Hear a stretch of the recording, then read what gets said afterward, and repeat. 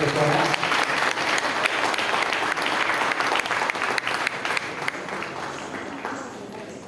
ಕಲಿಯುಗದ ಕಾಲದಲ್ಲಿರುವಂತಹ 2ನೇ ಮಂತ್ರಾಲಯ ಅಂತ ಹೆಸರಾಗಿರ್ತಕ್ಕಂಥ ಈ ಜಯನಗರದಲ್ಲಿ ವಿಶೇಷವಾಗಿ ಅದು ಏಕಾದಶಿ ಅಂದರೆ ಹರಿವಾಸರ ಅಂತ ಹೇಳಿ, ಅಂದರೆ ಹರಿಗೆ ಪ್ರೀತಿಯಾಗಿರ್ತಕ್ಕಂಥ, ಭಗವಂತನಿಗೆ ಪ್ರೀತಿಯಾಗಿರ್ತಕ್ಕಂಥ ದಿವಸ.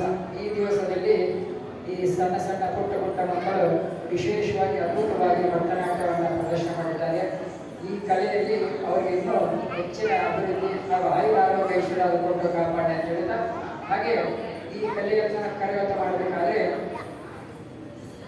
ಗುರುವಿನ ಗುಲಾಮನಾಗುವ ತನಕ ದೊರೆಯ ತನ್ನ ಮುಕ್ತಿ ಅಂತ ಹಾಗೆ ನಾಡಿದ ಹಾಗೆ ಅವರ ಗುರುಗಳು ಸಹ ಸಾಕಷ್ಟು ಪರಿಶ್ರಮ ಪಟ್ಟಿರ್ತಾರೆ.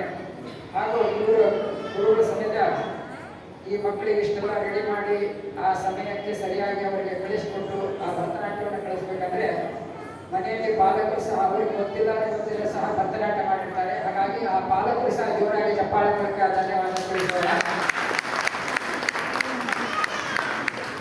ಇನ್ನೊಂದು ಕಲ್ಲರವನ್ನು ಮಾಡಿಬಿಟ್ಟು ನಾಯಕ ಮುಂಭಾಗದಿಂದ ಎಲ್ಲರೂ ಇವತ್ತು ಏಕಾಸಿ ಇರೋದ್ರಿಂದ ಫಲ ಮಂತ್ರಾಕ್ಷತೆ ಪ್ರಸಾದ ವಿತರಣೆ ಇರೋದಿಲ್ಲ. ಹಾಗಾಗಿ ಮಂಗಳಾರತಿ ಸ್ವೀಕಾರ ಮಾಡಿ ಗುರುರಾಯರ ಅನುಗ್ರಹಕ್ಕೆ ಪಾತ್ರರಾಗಬೇಕು. ಹರೇ ಶ್ರೀನಿವಾಸ.